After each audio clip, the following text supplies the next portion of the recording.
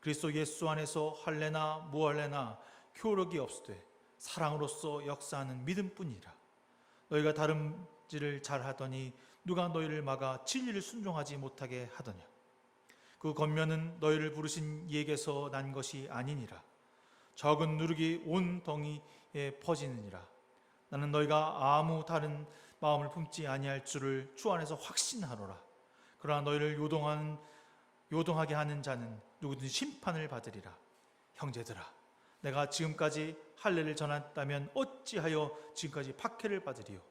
그리하였으면 십자가의 걸림돌이 제거되었으리니 너희를 어지럽게 하는 자들은 스스로 베어버리기를 원하노라. 형제들아, 너희가 자유를 위하여 부르심을 입었으나 그러나 그 자유로 육체의 기회를 삼지 말고 오직 사랑으로 서로 종노릇하라. 온 율법은 내 이웃 사랑하기를 내 자신과 같이 하라 하신 말씀에서 이루어졌나니 만일 서로 물고 먹으면 피차 멸망할까 조심하라. 아멘.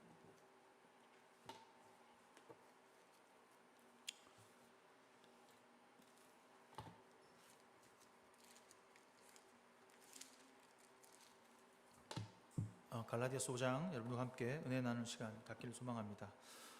벌써 10월 첫째 주가 저희에게 다가왔다는 것이 실감이 나지 않는데 제 가을만 되면 약간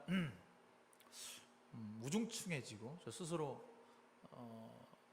약간 센티멘탈이라고 하는 단어가 제 몸에 막 박혀서 있는 것 같아요. 그래서 학교 다닐 때, 신학교 다닐 때 가끔 혼자서 명동 저녁 거리를 걸어 다니곤 했거든요. 명동에 가면. 근데 그 명동에 가면 꼭 그때 있던 사람들이 있어요. 이렇게 십자가 피켓을 탁 들고 예수 천당 불신지역 이렇게 아주 큰 목소리로 가는 뭐 아주머니 혹은 뭐 아저씨, 또 그리고 이제 두 다리가 없이 이렇게 끌고 가는 그런 청년 모습을 보게 되는데, 저는 그 예수 천당 불신지역 그 얘기를 들으면 창피해서, 제가 예수를 믿고 신학생이고 전도사임에도 불구하고 이렇게 옆으로 이렇게 도망가는 제 모습이 있더라고요.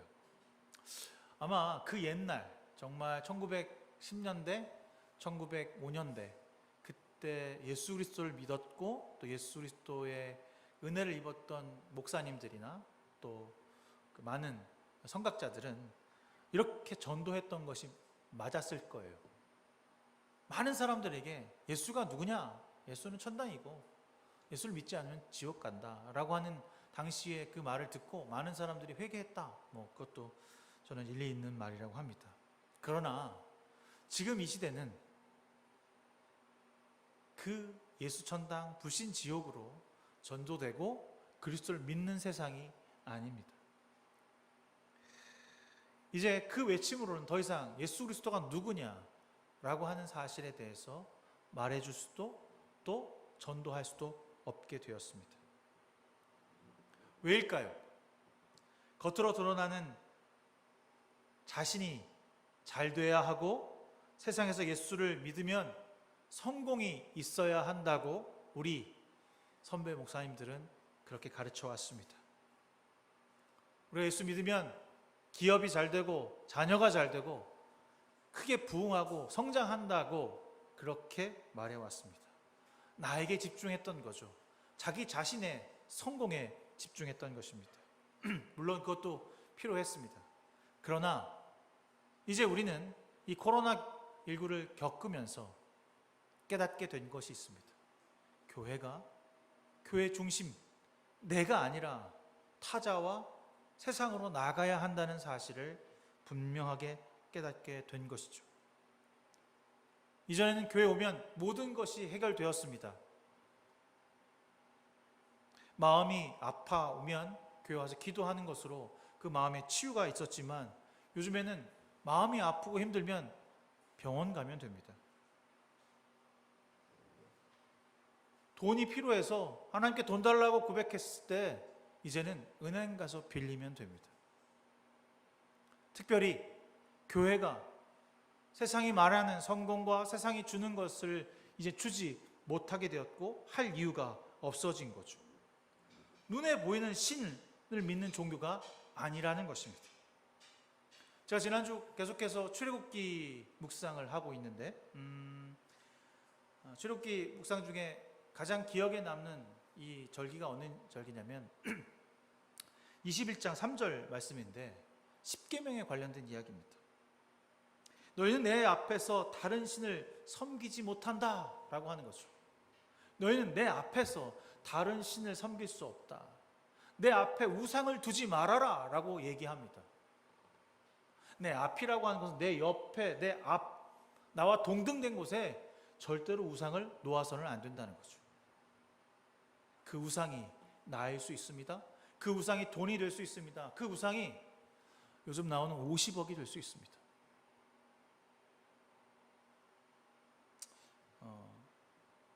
지난 뉴스 보면서 약간 씁쓸한 마음을 가졌는데 그게 바로 세상입니다.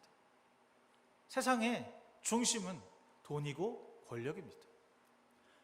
눈에 보이기 때문에 쫓아갑니다. 찾아갑니다.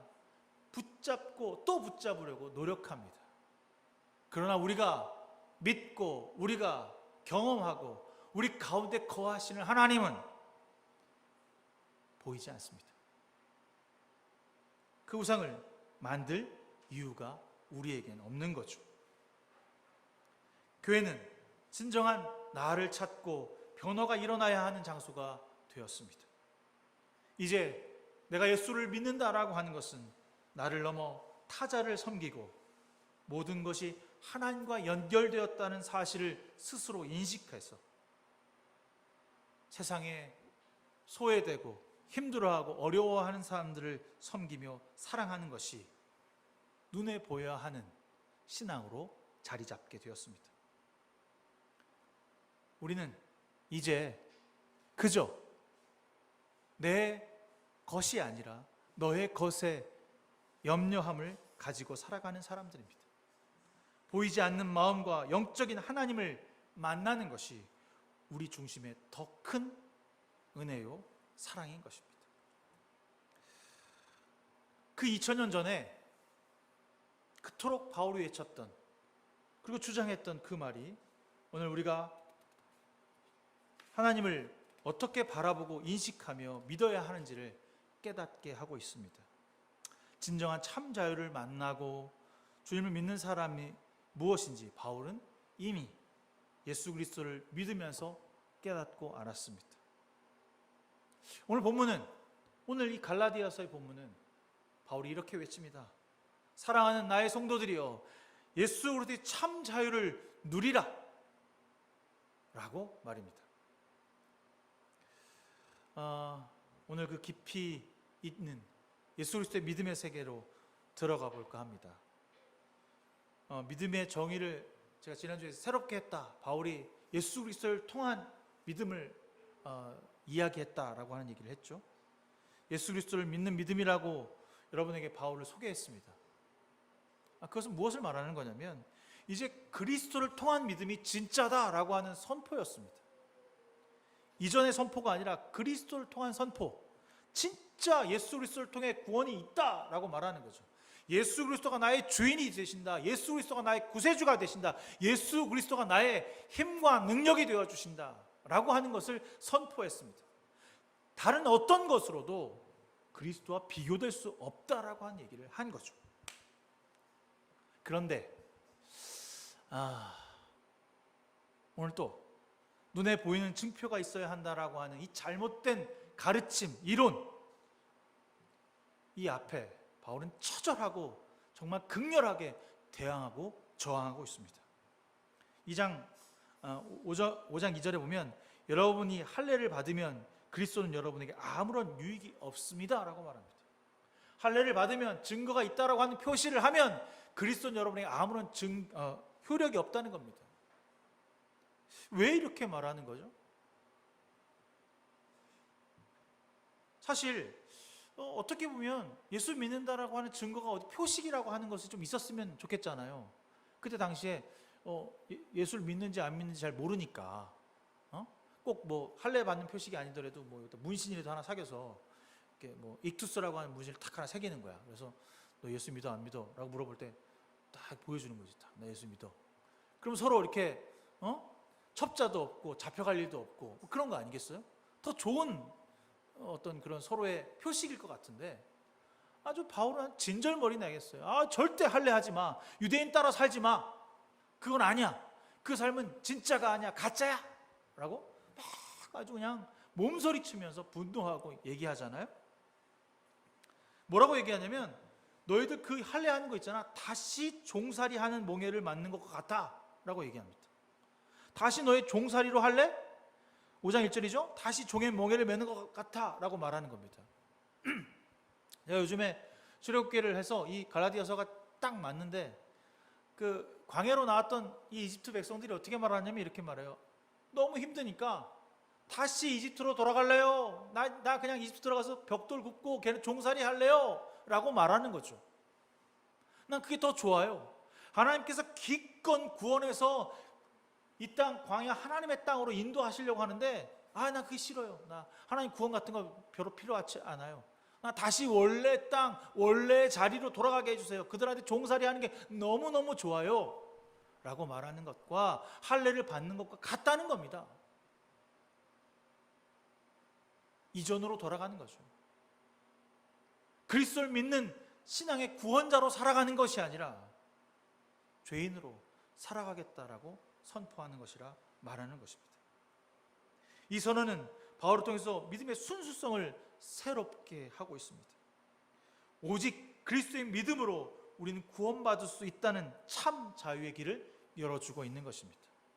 예수 안에는 증거, 우상, 나와 동등된 무엇인가를 새기는 것 존재할 필요가 없다는 겁니다.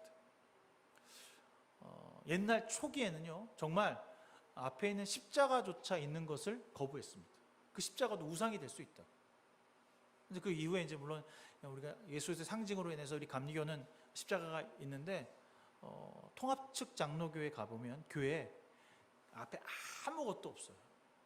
십자가조차 없는 거죠. 그게 우상이 될 수 있다. 교회도 여러분 우상이 될 수 있습니다. 자기 자신에게만 우상이 될 수 있는 것이 아니라 자기 관계에 의지하는 어떤 무엇 그 모든 것이 우리에게 우상이 될 수 있습니다. 하나님 앞에, 하나님 옆에, 하나님과 동등된 모든 것은 우상이 된다. 그 표식조차도, 할례라고 하는 그 증거조차도 하나님에게 우상이 된다라고 말하고 있는 것입니다. 그러니까 예수를 믿는 사람은 할 수 있는 게 그러면 뭡니까? 우리가 예수 믿는다라고 하는 뭐 증거가 있습니까? 우리가 어떻게 예수 믿는다라고 하는 것을 말할 수 있습니까? 그렇잖아요. 여러분 예수 믿는 사람과 안 믿는 사람이 차이가 있나요? 겉으로 볼 때? 똑같죠? 별로 뭐 틀린 게 없어요. 똑같은 사람이니까. 근데 예수 믿는 사람과 안 믿는 사람은 반드시 차이가 나는 게 있습니다. 예수 믿는 사람은 세상을, 사람을, 자연을 사랑합니다. 내 이웃을 내 몸과 같이 사랑하라 라고 하는 이 글귀처럼 나의 이웃된 모든 것을 사랑합니다. 그냥 사랑하지 않습니다. 조건을 붙여 사랑하지 않습니다. 내가 돈이 있어서, 내가 권력을 가져서, 내가 불쌍해서, 내가 내 가족이어서, 내가 나와 친구여서 사랑하는 것이 아니라 그저 주님의 사랑으로 그 사람을 사랑합니다. 우리가 세상 사람과 다른 이유는 바로 그겁니다. 우리는 사랑하는 사람입니다. 사랑을 하게 되면 어떻게 됩니까? 여러분 사랑하면 어떻게 돼요? 수진아, 수빈아, 사랑하면 어떻게 돼?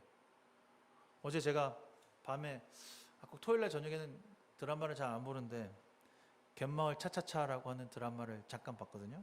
이제 사랑이 시작된 이야기예요. 남자 여자가 하루 동안 만나지 못하니까 막 안절부절 뭐 어떻게 하든 봐야 되는데 저 남자를 봐야 되는데 하면서 카톡을 하고 왜 오늘은 못 볼까? 단 24시간을 못 봤다는 이유만으로 안달을 내는 장면을 보면서 사랑하면 향기가 달라요. 그래서 주위 사람들한테 말하지 말자고 둘이 고백을 하거든요. 우린 절대 말하지 말자. 이미 다른 사람들이 다 알아. 저 사람들이 사랑을 하고 있구나. 사랑에는 열매가 있습니다. 우리 육체를 통해서 생겨지는 욕망의 열매, 욕정의 열매가 아니라 사랑에는 반드시 생기는 열매가 있습니다. 그리스도의 믿음을 통해서 생기는 열매, 그걸 5장 22절 이하의 그 열매에 대해서 이야기합니다. 5장 22절 제가 여러분들에게 읽어드릴게요. 잘 알고 있는 겁니다. 오직 성령의 열매는 사랑과 희락과 화평과 오래 참음과 자비와 양선과 충성, 온유와 절제니 이 같은 것을 금지할 수 있는 법이 없는지라. 성령의 열매라고 했지만 그리스도의 믿음의 열매입니다. 그리스도의 사랑의 열매입니다. 우리가 그리스도인으로 사랑하고 섬기면 우리에게 나타나는 것들이 이겁니다. 여러분, 사랑만 생기고 화평은 안 생길까요? 여기서 말하는 이 성령의 9가지 열매가 어느 것은 생기고 어느 것은 안 생길까요? 아닙니다. 모두 다 우리 삶에서, 전인격적인 모든 삶에서 나타나는 것이죠. 나는 선한데 친절하지는 않아. 이게 말이 됩니까? 틀렸어요. 나는 참을 줄 아는데 사랑이 잘 안 돼. 나는 모든 사람에게 화평은 한데 기쁨을 주지는 못해. 아닙니다. 모든 사람들이 예수 그리스도의 열매를 맺었다면 사랑하고 기뻐하며 화평을 내려주고 모든 일에 참아낼 수 있으며 모든 나그네와 이웃들에게 친절하며 선함을 베풀 수 있고 그리스도 앞에 신실하며 언제나 온유함으로 나의 것을 내려놓고 절제하는 삶을 살아가는 삶입니다. 이게 사랑의 열매요, 그리스도의 믿음의 열매라고 하는 사실을 저와 여러분이 알고 있습니다. 그러나 우리는 그것을 눈에 보여져야만 그 사람이 참 신앙인이다 라고 생각하죠. 그렇지 않습니다. 우리 눈에 보여지지 않습니다. 그의 삶에 축적되고 그의 삶에 겸손이 남아있고 예수 그리스도의 흔적이 남아서 위기의 상황에, 고난의 상황에 그 성령의 9가지 열매를 통하여서 나는 죽고 그리스도는 살며 나는 죽고 이웃은 살아가는 그런 일들이 우리 가운데서 나타나야 하는 것입니다. 제가 아까 처음에 얘기했는데 예수천당 불신지옥, 여러분 우리의 예수 그리스도를 믿는 목표가 천당이 아닙니다. heaven, 천국이 아닙니다. 우리가 예수 그리스도를 믿는 목적은 주님입니다. 메시아 그리스도의 구원하심을 얻는 것입니다. 그래서 예수 그리스도처럼 살아가는 것이죠. 주님으로 변화된 삶을 사는 것입니다. 천국은 우리가 예수 그리스도의 구원을 받으면 주어지는 선물과 같은 것입니다. 저절로 따라옵니다. 그게 목적이 아니라 그냥 옆에 나오는 부수적인 또 다른 하나의 기프트와 같은 것입니다. 당연히 따라오는 것입니다. 1+1이라고 해야 되나요? 선물 때문에 여러분 주님을 믿고 있습니까? 제가 쇼핑할 때 꼭 반드시 밥을 먹고 쇼핑을 하는데 가끔 이제 1+1이나 2+1을 보면 사게 되고, 여러분도 그러시죠? 사게 되는데, 그래서 가만히 그걸 사면서 이렇게 계산을 해봤어요. 1+1인데 가격이 3,000원이야. 근데 낱개로 살 때는 1,200원이야. 이상하다. 1+1으로 사면 더 쌀 줄 알고 샀는데 하나 사는 게 더 싼 거야. 우리 그 눈속임에 여전히 계속해서 넘어가고 있는 모습을 보여. 여러분, 눈에 보여지는 것, 여러분 가운데 가득 채우고 성공을 바라는 세상의 유혹 앞에 저는 예수 그리스도 중심으로 삽니다라고 한 고백이 삶으로부터 나타나야 하는 것입니다. 제가 어렸을 때 정말 진짜 어린이 유치원 다닐 때 크리스마스가 되면 산타클로스 할아버지가 쫙 뒤에서 오셔갖고 선물을 주셨어요. 그때 옆에 있는 친구들을 이렇게 조금 바꾸고 그러는데 되게 큰 거를 받았던 기억이 나. 이렇게 그때 잡았는데 큰 거를 받았던 거였어요. 바닥에 나. 근데 그 전날 그런 생각을 했거든요. 산타클로스 할아버지가 과연 선물을 줄까? 제가 그때 막 그 시골에서 막 와갖고 욕도 하고 뭐 엄마한테 거짓말도 하고 막 그래갖고 산타클로스 할아버지는 착한 사람한테 선물을 준다는데 내가 스스로 착하지 않은 것 같은 거야. 근데 선물을 제가 받았어요. 산타클로스 나의 선물을 주셨구나. 너무 감사하지 뭐. 내가 거짓말 했는데도 잘못했는데 선물 주셨네. 근데 그게 조금 지나니까 산타클로스 할아버지가 준 게 아니라 우리 엄마 아빠가 준비를 해서 주신 거더라고요. 제가 어땠을까요? 실망했을까요?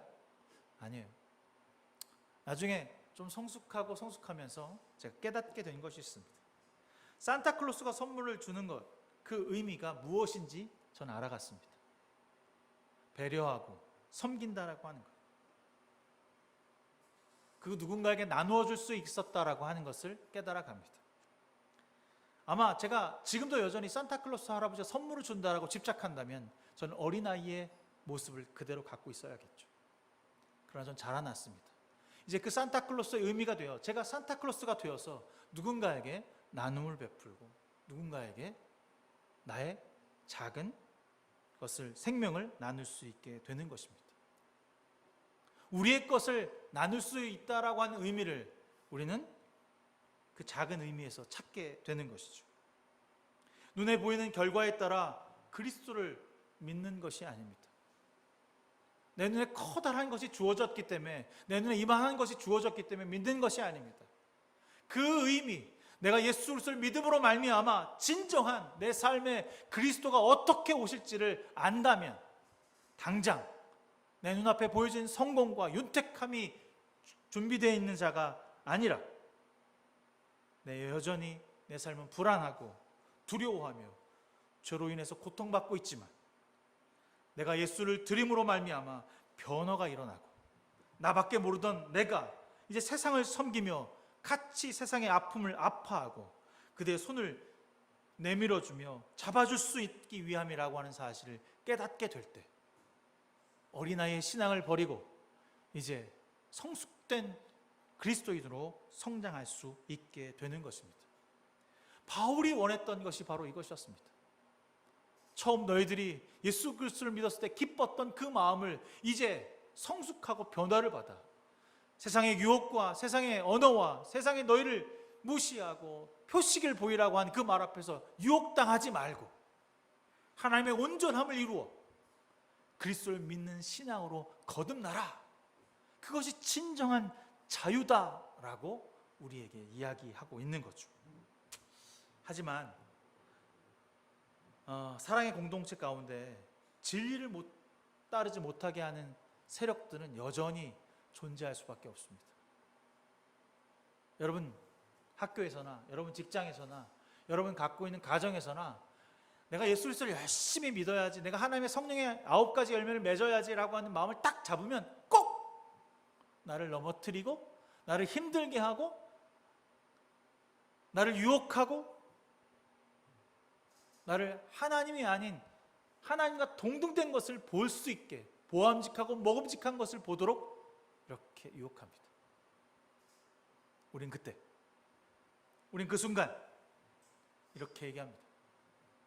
그것들은 다 심판받을 것이다 라고 하는 악에서 물리칠 수 있는 마음을 달라고 기도하고 간구해야 합니다. 그때 비로소 예수 그리스도의 십자가를 바라보아야 합니다.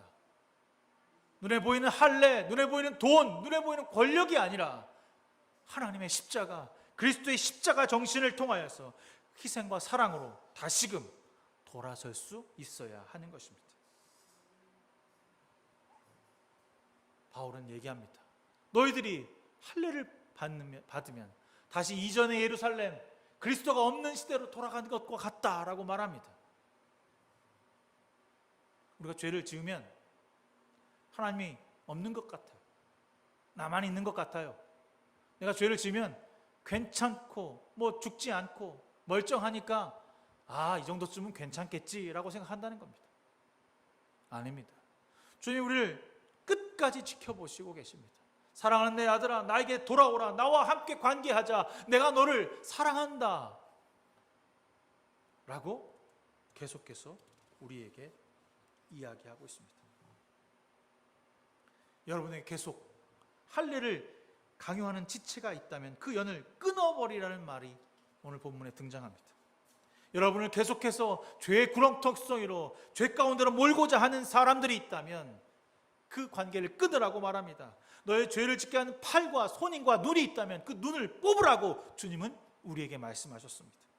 그만큼 죄와 하나님은 같이 공존할 수 없습니다.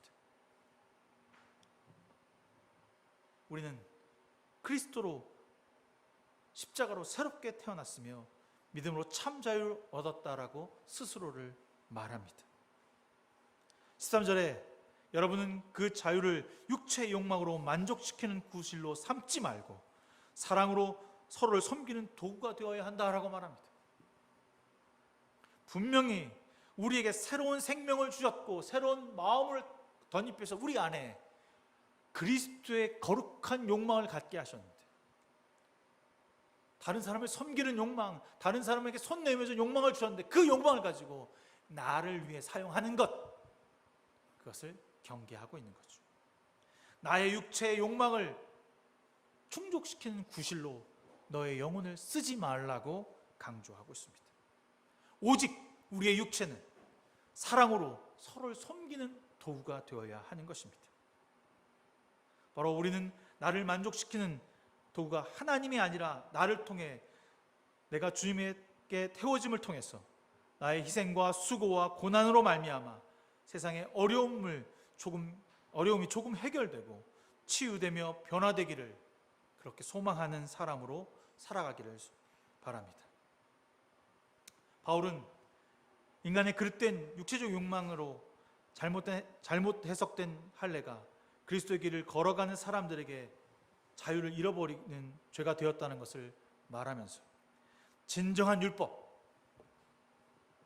우리가 알고 있는 가장 좋은 율법, 하나님께서 내어준 율법, 내 이웃을 내 몸과 같이 사랑하라고 하는 이 율법으로 너의 삶을 내어드리라고, 너의 삶의 가장 중요한 목표가 바로 이 덕목이라고 정확하게 우리에게 이야기하고 있습니다.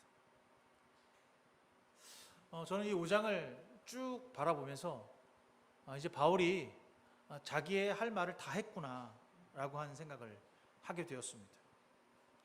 갈라디아 교인들에게 어떻게 행동해야 하는지, 정말 어리석고 잘못된 길이 아닌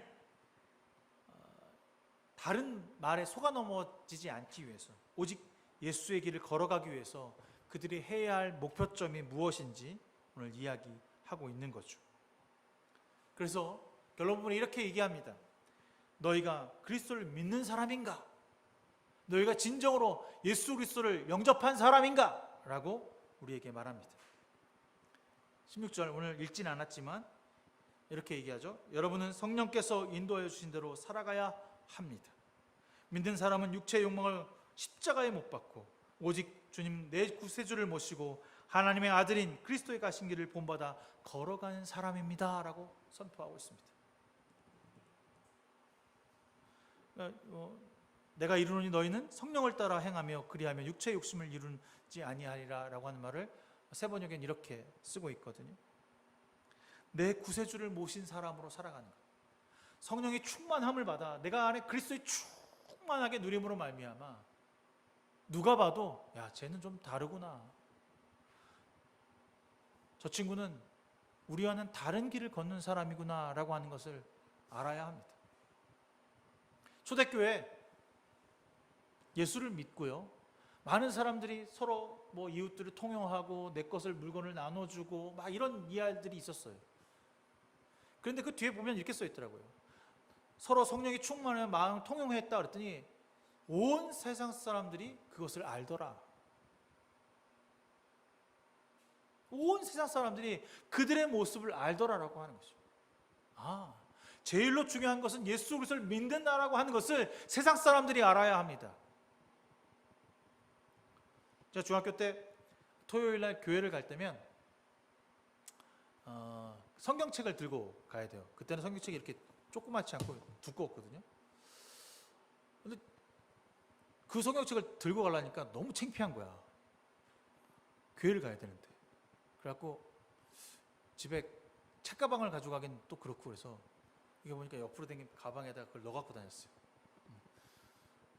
근데 그것도 이제 무거우니까 귀찮잖아. 그래서 아예 교회에다가 성경책을 두고 다닐까 이제 그런 마음이 들더라고요. 근데 나처럼 생각한 우리 중학교 1학년생들이 너무나도 많았던 거야. 야, 그래서 우리 성경책을 강대상 밑에다 놓고 다니자. 강대상, 첫 강대상 이렇게 앞에 여기 있는 강대상 있거든. 여기 서랍이 있어. 여기다 넣고 다니자. 넣고 다녔어요. 그래서 이제 일찍 와갖고 쓱 꺼내갖고 그러는데 어느 날 보니까 그 강대상이 없어진 거야. 강대상이 없어졌어. 야, 이 강대상 어디 갔어? 아, 근데 그 강대상이 이제 우리 교회가 건축 중이었어갖고 임시 강대상이었는데, 아, 그걸 딴 데다 뭐 버리고 새로운 강대상으로 이제 올라간 거야. 아, 그거 성경책 그때는 좀 귀했거든요. 이따만한 성경책이었고, 야, 그거 잊어버렸다고 말도 못하고 그때 한 4명, 6명의 친구가 막 걱정하고 했던 생각이 있거든요. 누구한테 교회 다닌다는 것을 보이고 싶지 않았어요. 아, 난 목사인 게 싫어. 그래서 뭐 목사 아닌 척하는 모습을 가졌는데요. 어느 날 이렇게 지나가다가 누가 그러시더라고요. 혹시 목사님이세요? 그러면 뜨끔해요. 내가 목사 짓을 했나? 나 안 했는데. 나 슬리퍼 끌고 지금 반바지 입고 다니는데. 그런 제가 보면서 목사요 그러면 나 슬리퍼 입고 신고 반바지 입었지. 그런 생각이 들더라고요. 믿는 사람은 티가 나야 돼요. 여러분 얼굴에서 티가 나야 되고요. 여러분 삶에서 티가 나야 되고, 여러분 행동에서 티가 나야 합니다. 그 티는요, 그냥 나쁜 티가 아니에요. 우리 나쁜 사람은 무슨 얼굴에 티가 나잖아요. 그죠? 제가 이렇게 벌써 여러분들 얼굴 보면 이렇게, 아유, 오늘 또 그렇구나. 이렇게 티가 여러분 금방 나는 사람이에요. 거짓말하면 금방 티 난다고 많은 목사님들이 그러시는데, 금방 티가 나요. 믿는 사람은 여러분의 얼굴에 기쁨과 화평과 희락과 찬송과 그리스도의 얼굴이 여러분의 얼굴이 있어야 하는 것입니다. 아, 나는 십자가를 짊어져 지고 가는 사람입니다 라고 하는 모습이 있어야죠. 요즘 뉴스에 보니까요, 자막 처리해서 나오는 뉴스랑 얼굴이 나오는 뉴스가 있더라고요. 어저께 JTBC 뉴스 보니까 어떤 사람은 나 50억 받았습니다 라고 하면서 자막 처리해서 나오더라고요. 근데 KBS 봤는데 그날 소방관이 2명 나왔어요. 그 소방관이 어떤 소방관이었냐면, 지나가던 그렇게 차가 굴러떨어졌는데 달려가서 오늘 휴무 중이었는데 끄집어내는, 당연히 해야 할 일을 했습니다 라고 하는 그런 모습이더라고요. 여러분 어디에 여러분의 얼굴이 나오고 싶습니까? 주님께조차 자막 처리되거나 얼굴이 보이지 않는 모습으로 나오고 싶습니까? 주님께 떳떳하게 여러분의 선함과 거룩함, 누가 말해도 난 예수 믿는 사람입니다, 그 자유함을 가진 사람으로 살아가는 것이 우리에게 필요한 것이 아닐까 생각하게 됩니다. 그 얘기는 여러분의 얼굴에 여러분의 삶에 열매가 있어야 합니다. 성령의 열매, 그리스도를 믿는 사람에게 일어난 삶의 변화가 반드시 있어야 합니다. 우리는 바울을 그냥 그렇게 위대한 사람, 위대한 지도자라고 말하지 않습니다. 그냥 그를 예수를 잘 변론했던 사람이라고 말하지 않습니다. 그는 그리스도를 통하여 변화받았고 세상에서 자신의 죽음으로 말미암아 모든 사람들에게 그리스도가 세상의 구원자라고 하는 사실을 밝힌 사람입니다. 바울을 통해서 예수 그리스도의 십자가가, 예수 그리스도의 정신이 온 세상으로 퍼져나가게 되었습니다. 여러분도 이제 바울과 같은 역할을 해야 할 때입니다. 삶으로 예수의 운동을 실천하고 완벽하게 새로 변화된 삶을 통하여서 그리스도를 설명하며 그리스도 앞에 어떠한 장애물이 있을지라도 두려워하거나 떨지 말고 당당히 맞설 수 있는 그런 참 자유를 가진 사람으로 살아가기를 소망합니다. 여러분, 혹 죄로 인하여서 다른 복음에 빠진 사람들을 불쌍히 여길 때가 있어야 합니다. 그들 앞에 그들을 부러워하지 말고 쫓아가지 말고 다른 복음을 전하는 사람들에게 그리스도가 중심이라고, 세상과 타협하지 말라고 눈에 보이는 욕심을 말하는 사람 앞에서 그것은 그리스도의 진정한 진리가 아니라고 가르치고 인도하며 이끌어줄 수 있는 참된 성도로 성장하길 바랍니다. 참 자유를 주신 그리스도를 온 힘과 온 마음을 다해 전했던 바울의 탄식이 오늘 이 갈라디아서에서 울려 퍼지고 있습니다. 우리는 이제 십자가를 통해서 그리스도가 우리의 새로운 삶을 내어주셨다고 하는 사실을 깨닫고 다시 희망의 노래를 부를 수 있기를 바랍니다. 우리가 지금 구원을 받고 구원의 삶을 살 수 있는 어떤 커다란 조건은 우리에게 하나도 없습니다. 우리가 단지 이 땅에 태어났다는 이유 하나만, 그리고 예수 그리스도를 영접했다고 하는 그것 때문에 우리는 구원받은 백성이 되는 것입니다. 믿음으로 산다는 것은 세상의 헛된 꿈을 쫓아가는 삶이 아니라는 것을 알기를 바랍니다. 눈에 보이는 욕망을 팔아보는 삶이 아닌 바울이 소망했던 꿈, 바울이 간절하게 이루고자 했던 그 꿈을 우리도 꿈꿀 수 있기를 바랍니다. 온 세상 그리스도를 믿을 때까지 서로를 향해 섬겨주고 사랑하며 오직 믿음으로 한 형제가 되어지는 그 꿈을 이루기 위해 오늘 우리는 다시 한번 십자가로 가야 할 것입니다. 여러분, 진정한 자유인이 되기를 소망합니다. 자유는 세상이 주는 것이 아니라, 돈과 권력이 주는 것이 아니라 예수가 주는 것입니다. 오직 예수만이 우리에게 참 자유를 내어주십니다.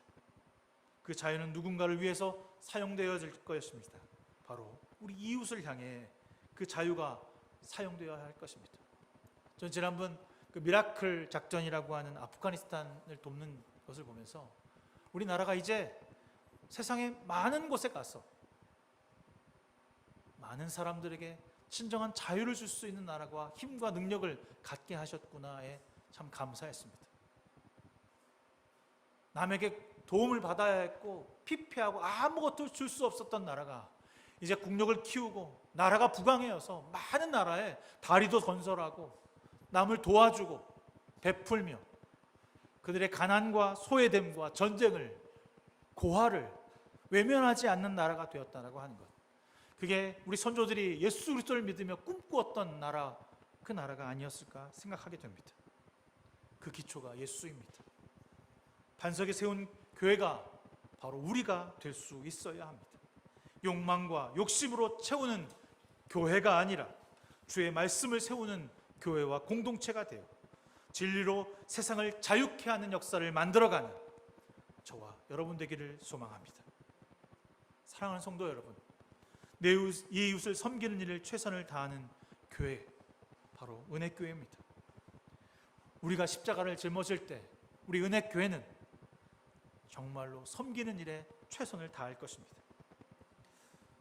지난주 김성희 선교사님 오시기 전에 오신다는 연락받고 우리 교회가 뭐 특별히 헌금할 수 있는 상황이 없어서 그날 들어온 헌금은 그냥 김성희 선교사님께 다 드려야겠습니다 라고 했어요. 그래봤자 많아야 한 10만 원 정도 될까 그런 생각을 했거든요. 그런데 그날 알고 있는 지인들 또 여러분들이 왜 하필 지난주 헌금을 많이 하신 거예요? 내가 말하지도 않고 헌금하라고 하지도 않았는데, 그래서 가지고 그날 들어온 주일 헌금을, 감사헌금 11조 헌금을 김성기 선교사님께 드리는 시간을 가졌는데, 곧바로 제가 알고 있는 지인이 헌금을 하겠다고 그만한 액수만큼 다시 또 헌금을 하는 걸 봤습니다. 뭐지? 이게 뭐지? 하나님 정말 우리에게 나누라고 하십니다. 하나님 우리에게 베풀고 아낌없이 내어주라고 말합니다. 우리 돈 없이 살 수 없다는 거 저 누구보다 잘 알고 있습니다. 누구보다 관계없이 살 수 없다는 것을 전 뼈저리 느낍니다. 좀 더 넓은 관계를 가질 걸. 나도 권력의 줄을 잡아서 높은 교회로 갈 걸. 그런 생각을 할 때가 있었습니다. 여러분, 주님만 의지해야 합니다. 주님만이 우리의 힘과 능력이 되어주십니다. 다른 어떤 것이 여러분 앞을 가로막고 흐리멍텅하게 그리스도의 십자가를 바라보지 못하게 하는 것이 있다면 과감하게 그 자리에서 베어버리십시오. 과감하게 그 자리에서 돌아 누우십시오. 다시 그리스도를 바라볼 수 있도록 한 마리 잃어버린 양을 찾아 다니시는 예수 그리스도의 그 사랑의 길로 여러분도 한 마리 한 영혼, 세상에서 정처 없이 그리스도의 뜻을 모르는 영혼들에게 우리의 마음을 쏟아낼 수 있는 그런 과감한 하나님의 빛 가운데로 걸어가는 그리스도인이 되기를 바랍니다. 오늘 이 갈라디아서를 썼던 바울의 모습을 보면서 제가 느끼는 것은 우리 교회가 왜 교회여야 하는가? 교회는 무엇인가? 코로나19를 보내며 교회는 어떠한 변화가 일어나야 하는가를 고민했습니다. 그리스도인으로 산다라고 하는 것은 고민해야 합니다. 우리는 어떤 교인이 될 것인가? 어떤 성도가 될 것인가? 무엇으로 살아가는 깊은 성찰의 삶이 있어야 하는 것입니다. 매일같이 깨닫기를 바랍니다. 오직 주님만이 나의 힘이라는 고백이 우리 삶 어떤 모든 공간과 시간 속에서 일어날 수 있어야 합니다. 그래야 그 증거를 보여달라고 하는 악의 무리 앞에 세상의 유혹과 겉으로 보이고자 하는 그런 나를 드높이는 사람들 앞에 그 가치는 잘못되었다라고 당당하게 외칠 수 있는 그런 우리가 되기를 소망합니다. 가끔 여러분들에게 제가 그런 질문을 하죠. 이 교회가 여러분 누구 겁니까? 목사 저를 위한 것입니까? 제가 여러분 얘기합니다. 제가 이 교회가 저의 것이었다면 저는 이 교회 안 합니다. 다른 교회 해야죠. 돈 더 들여서 건물 화려하게 짓고 괜찮은 사람들 끄적끄적 모아서 좀 더 괜찮고 많은 사람들을 더 모아야겠죠. 주님의 교회는 주님을 말하는 교회입니다. 주님을 선포하고 주님을 나누는 것입니다. 여러분이 주님을 나누셔야 합니다. 단순하고 참 진리 가운데 있는 진정한 자유를 나눌 수 있는 그런 성도가 되길 바랍니다. 그것이 참 자유를 가진 사람들입니다. 초심으로 돌아간다는 것은 마음뿐만 아니라 몸도 마찬가지입니다. 기도와 말씀을 게을리해 하지 않기를 바랍니다. 나의 삶에 주님이 임하도록 하는 것 또한 너의 삶에 주님이 임하시도록 일어나며 우리 삶에 기도와 말씀을 차곡차곡 쌓아가길 바랍니다. 복을 받기 위해 쌓아가는 것이 아니라 누군가를 도와주기 위해 누군가의 나의 가장 큰 생명을 나눠주기 위해 기도와 말씀을 쌓아가며 복음으로 무장하여서 단순하게 진리 앞에 무릎 꿇는 저와 여러분 성도로 살아가는 사람들이 되기를 소망합니다. 좋으신 하나님, 은혜 위에 은혜를 더하시며 참 구주 되신 그리스도의 진리를 따라가는 자유인으로 살게 하여 주시옵소서.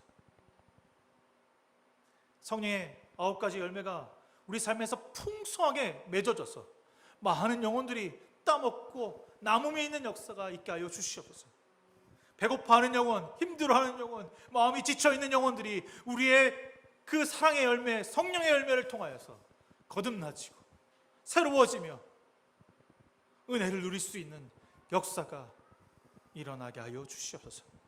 모든 것을 주님께 맡기며 예수 그리스도의 이름으로 간절히 기도드려 싸움나이다. 아멘. 찬송가 212장 찬송하시면서 준비하신 힘을 주 앞에 드리시겠습니다.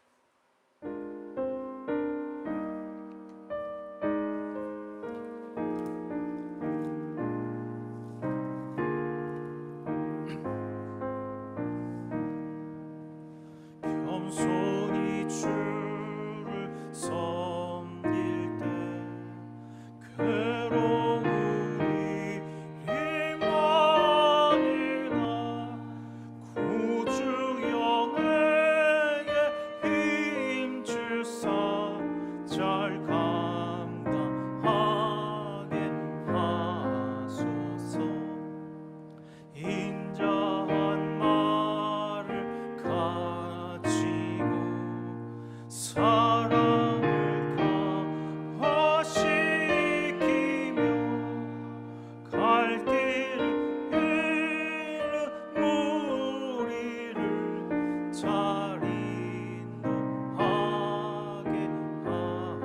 주옵소서. 구주의 귀한 인내를 깨달아